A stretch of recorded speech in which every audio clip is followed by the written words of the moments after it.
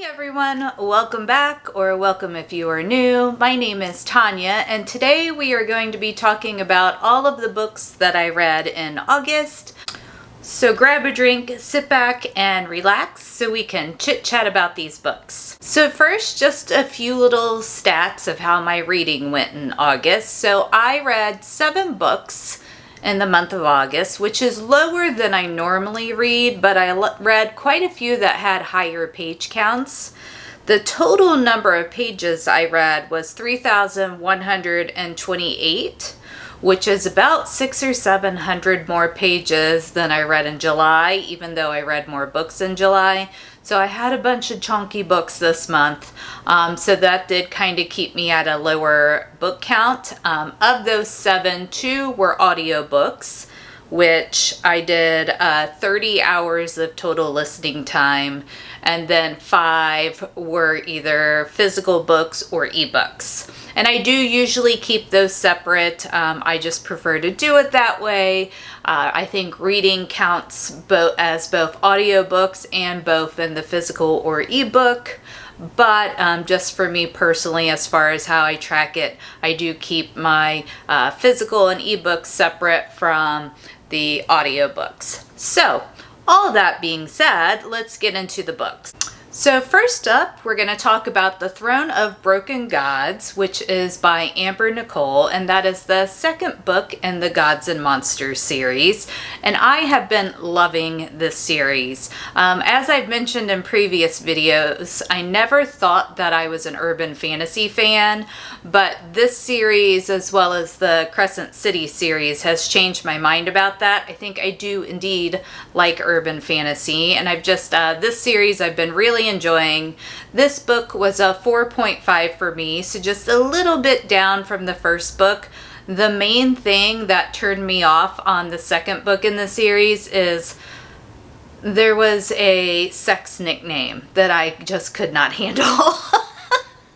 And it wasn't anything like bad or inappropriate or anything like that, but oh my gosh, every time it was said, it set my teeth on edge. So I knocked my rating down a little bit on this book because of that. But besides that, really enjoying this series. As I've mentioned in previous wrap-ups, this series is about Diana, she's kind of like, it's called an Igmorphium, I believe is what her race is called.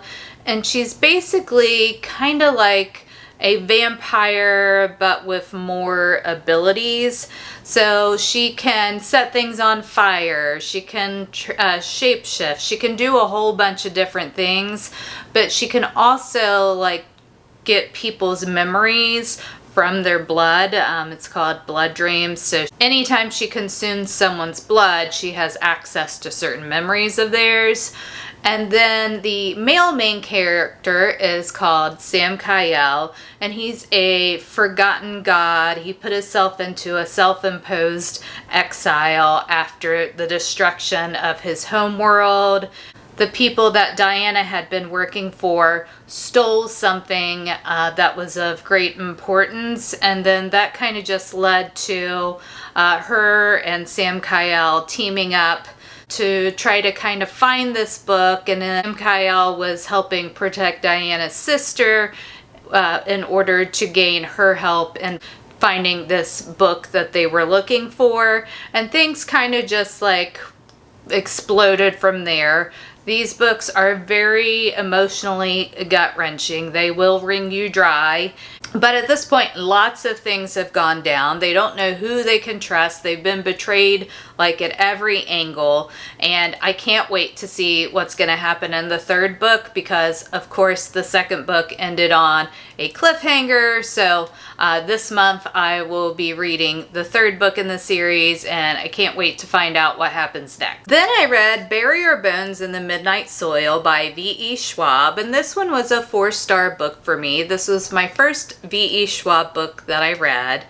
And what I will say is I really did enjoy the book. It is about vampires and kind of about their humanity and humans and morality and just all those kind of deep things that come into play when you are a being that lives for, an innumerable amount of years, and kind of the toll that can take on what's left of your morality and humanity once you've turned into a vampire. Now, I will say this was definitely more of a character-driven book. There is a plot, but to me the plot was very loose and almost unimportant. I guess we needed a little bit of a thread to tie things together, but it really wasn't the main point of the book, and that it almost detracted from the story that was being told. But overall, I enjoyed it. I think that V.E. Schwab's writing is really well done. It's very grammatically correct. It's very descriptive. It does draw you into the characters and their relationships and, just how they interact with the world. So all of that I really enjoyed. But like I said, I felt like the plot was almost detracting from the feel of the book, and I think that could have been fleshed out a little better than it was. So overall, enjoyed. If you like vampires, if you like feminine rage, if you like questions of morality, then you will enjoy this book. And then I also read an arc of We Who Will Die by Stasia Stark. For that one, and I read it in a reading vlog with Bury Our Bones. It was kind of a nod to fall coming vampire reading vlog. I'll have that video linked down below as well. But this book comes out the end of December. I just happened to get approved for an e-arc for it, so I did go ahead and read it. And I am a fan of Stasia Stark's writing. I think she does banter really well and just conversations and character interaction really well. This was a little bit different kind of book for her. As her previous books that I've read, mainly like the Kingdom of Lies series, that was more like traditional fantasy or romantasy, and the fact that it's more of a medieval kind of setting with elves and, magic and all those kind of characteristics. This particular book is more like Roman inspired, and vampires are the ruling party within this particular world. So that's kind of a little bit of a different twist. Our main character in the book, Arvel, I really enjoyed her. She's very, tough with still being able to have a soft side.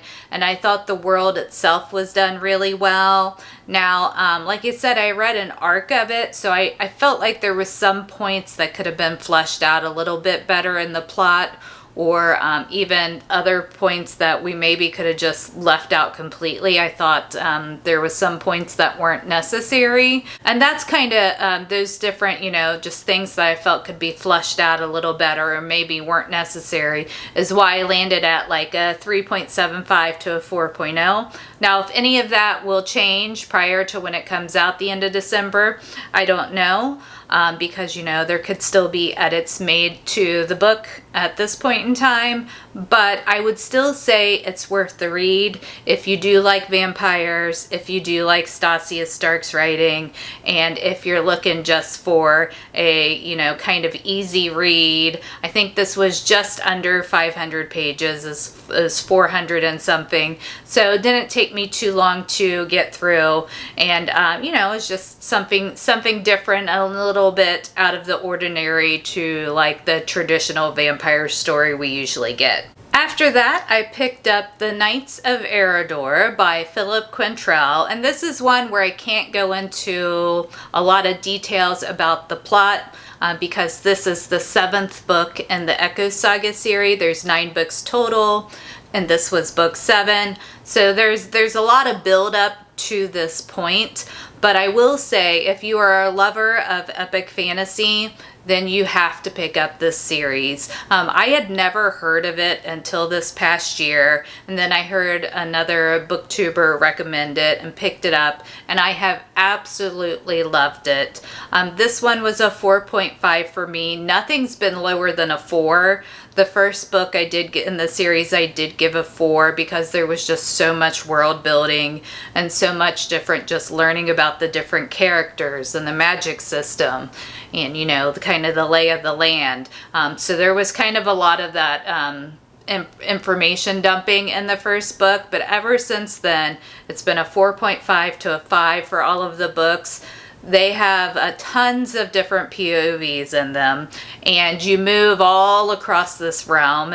They're pretty far traveling books, and they kind of happen over a pretty substantial period of time. The first 3 books are set in one time period, and then kind of our last, I would say our last 6 books are basically in the same time period. So there is a little bit of a time jump from book 6 to book 7, but it's like 15 years. It wasn't anything hugely substantial. But if you are someone who loves epic fantasy, then you have to pick up this series. Just there's so much that I could go on about it for. The characters are amazing. The world building is great. Just the dynamic and, you know, the way the plot unfolds has just been really, really good. Now, I wouldn't say that the magic system is anything that is like super unique, but that hasn't like taken away from my enjoyment of the book. It's kind of a standard kind of magic system. There are a couple unique features of it, but overall it's what you would expect for a traditional magic system. But like I said, just the world building in general, the detail, the battle scenes, the character interaction, I just can't get enough of it. I'm going to be really sad when I finish because I am going to be reading book 8 this month, and then I only have one more, but I've just thoroughly enjoyed it, and if you love epic fantasy, you have to pick up the Echo Saga. And then the last book I read this month was The House of Sky and Breath by Sarah J. Maas, and this was an 800-pager. It was quite a large book, but it was worth every page. I gave this book 5 stars. I gave this book 5 stars. It's the second book in the Crescent City series, and we pick up following Bryce and Hunt again after, you know, all the things that went down in the first book, and now they're kind of, you know, trying to get back to as normal of an existence as they can based on all of the crap that went down in the first book. They've been forced to walk on eggshells to make sure there isn't any retribution for things that did occur. And then, you know, the book kind of starts out with, you know, them trying to lead that semi-normal life, get to know each other better outside of all the drama that happened in the first book. But of course, evil rears its head again, and things come up and explode. And the ending of this book, I literally was yelling out loud because I could not believe that was how the book ended. You got into this, like, you know, bam, bam, bam, bam, things happening, and then it just ended. So fortunately for me, the third book is already out in this series, so I can move right on to it. But if I would have read this book and then had to wait a year for the next book to come out, no. I would not have been okay with that. But definitely would suggest reading this, especially if you do like an urban fantasy, romantic-y kind of book. Sarah J. Maas just does such a good job writing these characters and has created, you know, just a really unique kind of urban world. I've been really surprised by how much I've enjoyed it. So, I mean, if that sounds like something that may be up your alley, then I would give it a shot. Or if you like Sarah J. Maas's other books, like the Akatar series or the Throne of Glass series, pick this one up. I would also say if you do like Amber Nicole's writing, this would also be a good series for you because there's some similarities and kind of the feel of the books, but definitely worth the read, and I will most definitely be picking up the third book soon. Now we're going to move on to my audiobooks for this month. The first one I listened to was Forbidden Alchemy by Stacey McEwen, and I haven't read any of this author's other works. This was my first book by her, and I will say I really enjoyed it. I wasn't too sure on what to expect just based on the description of the book, but I did end up giving this book 4 stars. This is one where I think the audiobook is definitely the way to go. The narrators in the audiobook are amazing. This book is basically a character study. It's very slow. And you meet Nina and Patrick as children, and they find out something about this world they're living in that they were never meant to know. And it changes the courses of their lives. And Nina kind of goes one way with the information, and Patrick goes the other way. And they end up meeting up years and years later and kind of reconnect, and, things unfold from there. But what is really interesting about this book is the magic system is based on, there's a mineral that you can drink, and then based on drinking that mineral, certain people have different powers. Like some are smiths, so they can work with copper or silver or something of that nature. Nina is an earth charmer, so she can manipulate the earth. There's water charmers. There's people called scribblers, so like they can pass notes basically through the air. So very unique, and it's all based on the consumption of this mineral. Throughout the book, you're kind of learning about this magic system and the political turmoil that's happening between the various classes, the working class and kind of the upper class that reside in this realm. And then, just this relationship that's building in between Nina and Patrick. It's not really until, I would say, you're probably 60 to 70% of the way through the book before things really start to get moving. Prior to that, it's all learning kind of how Nina and Patrick got to the points they are in their lives, and then their reconnection. There's just not about the plot and some things that are going on, but there's really not much done with that.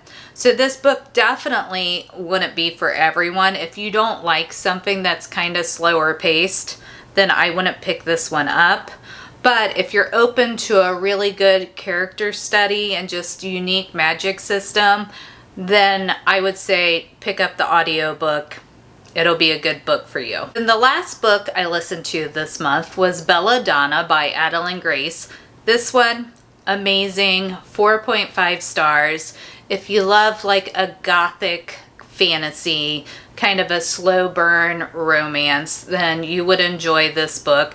I do believe it's a young adult book, but it didn't feel too young for me. Sometimes I do have an issue with romances with younger characters in them, but this one I didn't have any issues with at all, with it feeling too young or feeling too inappropriate for the ages of the characters in the book. Sometimes that can be an issue with romances for me, but this one I felt like the author did a really good job. The characters were just really intriguing, and I must say Signa is one of my favorite characters that I think I've read recently.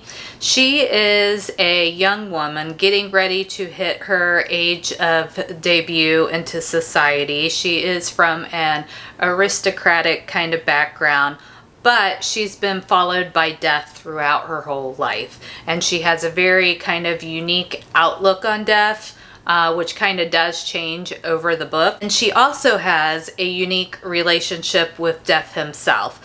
He is one of the main male characters in this book. And like I said, I just thought it was really well done. Their relationship just has, lots of layers to it, and they have really good banter together. And I really did enjoy like the gothic nature of it. So I would say if you like something like Rachel Gillig's writing, you know, the Shepherd King series or Night and the Moth, or if you like the first book in the Wicked Games series, which was Phantasma, I think you would enjoy this book. And now it's not closely related to those books at all, other than kind of that gothic feel. But I think if you've read any of those books and enjoyed them, then I would definitely give the Belladonna series a try. I plan on continuing with the series and can't wait to pick up the next book. So that rounds out everything that I read in the month of August. If you have read any of these books, let me know what your thoughts were on them down below. And if you have any book recommendations for me, then definitely leave those down below as well. If you made it this far into the video, you can leave me a fall leaf emoji or a book emoji, just something to let me know that you made it to the end of the video with me. Take care, keep reading, and I'll catch you in my next video. Bye.